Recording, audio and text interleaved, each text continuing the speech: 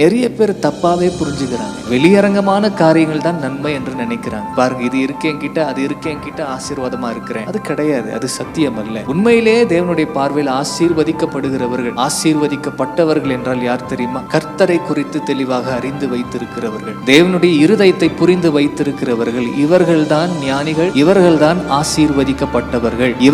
இவர்களிடத்துல தான் ஆண்டவர் பிரியமா இருக்கிறார். அதனால உங்ககிட்ட இருக்கக்கூடிய நன்மை அப்படின்றது ஒண்ணு இருக்கு பாத்தீங்களா? நல்ல குணம், தேவன் தந்திருக்கிற நல்ல குணம், அதை காத்துக்கொள்ளுங்க. அன்பு, அதை காத்துக்கொள்ளுங்க. பாருங்க, it is very very important because one day will come when you will not find people who love you. உங்களை நேசிக்கக்கூடிய மனிதர்களை பார்க்க முடியாத ஒரு நாள் வரும். அதனால அந்த நாளுக்குள்ள யாரெல்லாம் உங்களை நேசிக்கிறாங்களோ அவர்களை காத்துக்கொள்ளுங்க. Today I'm telling you, it is very very hard for people to love truly. காரணம் என்ன அப்படின்னு கேட்டீங்கன்னா, because of the selfishness.